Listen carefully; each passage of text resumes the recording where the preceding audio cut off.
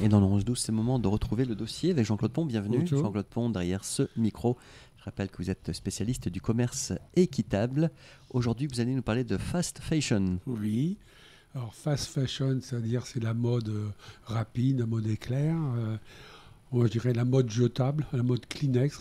On l'utilise et puis hop, on jette. Parce que on s'aperçoit que les vêtements qui sont achetés dans le cadre de la fast fashion, en général, ils sont portés au maximum 7 à 8 fois, voire moins, bien souvent. Et puis ensuite, ils sont jetés. Alors, la fast fashion, pourquoi ?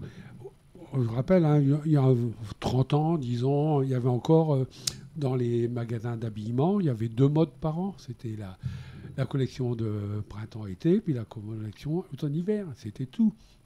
Puis bon, avec la concurrence, tout ça, certains se sont mis à faire une collection tous les trimestres, et puis tous les mois, et puis un peu plus. Mais surtout, c'est depuis le développement des ventes par Internet, où là, ça s'est accéléré. Il y a une concurrence aussi entre les enseignes, entre les marques. Ouais. Et puis donc maintenant, même si dans les magasins traditionnels, les vêtements bien souvent ne sont pas produits en France, mais viennent de Turquie. Ça, c'est organisé d'ailleurs, Jean-Claude Pont, entre parenthèses, par l'OMC. C'est tout ça au niveau. Il y a Comment est-ce qu'on peut expliquer ? Il y a une législation, mais l'OMC et puis la Banque mondiale, tout ça, c'est le libre-échange. C'est supprimer les droits de douane, c'est la libre concurrence. C'est ça les principes, surtout qui ont été mis en avant il y a quelques années. Maintenant, il y a peut-être un petit peu de machine arrière par rapport à ça, parce qu'on veut quand même préserver le climat. Donc il y a un petit peu de limites qui sont mises, mais pendant longtemps, ça a été la porte ouverte à la concurrence, sans regarder les conditions dans lesquelles étaient fabriqués les objets, les vêtements, etc. Et bon, donc surtout depuis la vente par Internet et avec des gros acteurs qui se sont lancés là-dedans. Alors, cette loi, elle ne vise pas que, mais elle vise en premier, par exemple, Shein, oui. une entreprise chinoise, c'est le géant de la... Comme le nom l'indique presque, en fait. Oui, quand on le prononce. Ça vient de Chine, c'est sûr, pas de doute. Et Shein, par exemple, sort 7000 à 8000 nouveaux modèles tous les jours. Donc là, c'est plus de la mode saisonnière, mensuelle, c'est tous les jours 7 à 8000 nouveaux modèles. Et donc ça fait que par cela, la vente de produits textiles, d'habillement a été multipliée par 2 en moins de 15 ans, entre 2000 et 2015. Puis maintenant, ça continue à s'accélérer. Donc ces produits de Shein, ils sont... Alors, je suis allé sur le site un petit peu pour voir. Bon, déjà, c'est transporté par avion, alors que souvent, dans la mode, c'était quand même transporté par bateau. C'est pas le moins polluant, mais entre l'avion et le bateau, il n'y a quand même pas photo. Si on groupe quelques achats, on obtient la livraison gratuite. Si on n'est pas satisfait, on renvoie, c'est gratuit. C'est à des prix qui défient toute concurrence. On peut avoir des t-shirts à partir de 1,50 €. Donc, pour arriver à ça, il faut bien que, pour que la société fasse quand même du bénéfice, comment c'est fait ? C'est dans des conditions, on ne tient pas compte justement de la pollution, on ne tient pas compte des salaires des ouvriers.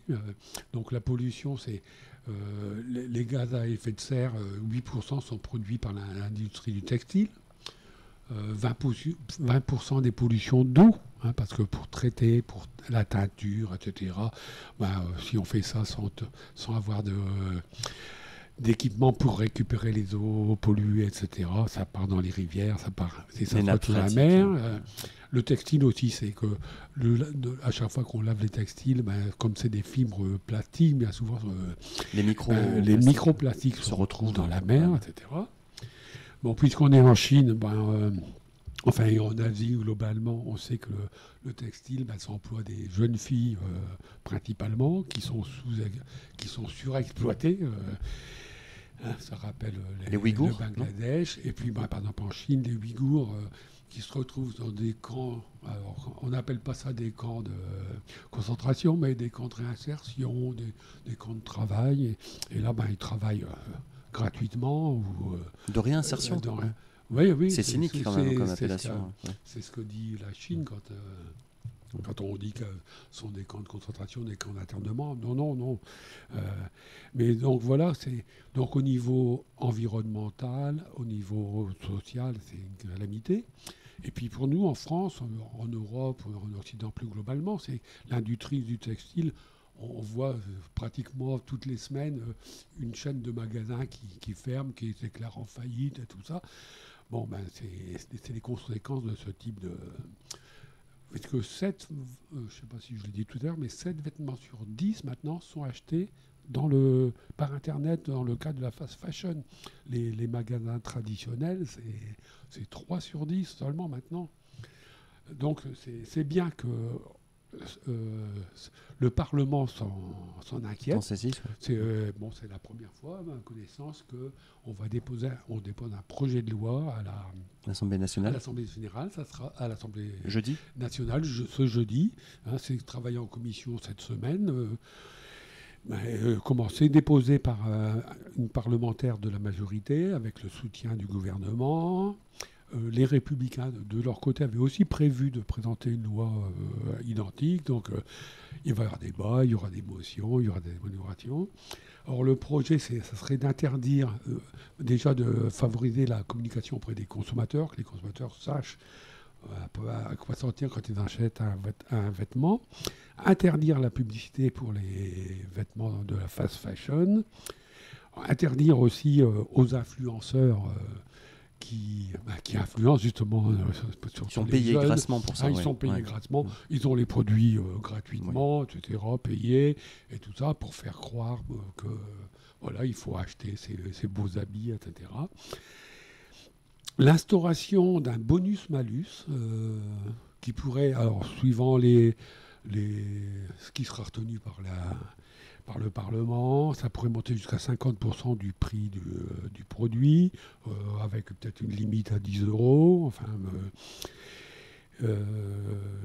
Donc c'est des choses intéressantes, c'est des choses que, pour une fois, ça serait les pollueurs qui seraient payeurs, qu'on taxerait, et non pas comme toujours dans le principe où c'est celui qui veut produire équitable, sainement, qui doit payer pour acheter le logo pour prouver qu'il est durable.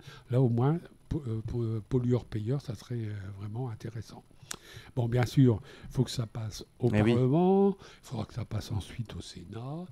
Après, moi, je me pose la question, c'est comment on va arriver à dire un tel est fast fashion ou n'est pas. Alors la proposition, c'est à partir du moment où il y aurait 100 nouveautés par jour, on dirait ça. C'est-à-dire qu'il est fini. Oui. C'est excessif, c'est de la fast fashion. Donc à partir de là, on peut taxer, réguler, on peut interdire, etc.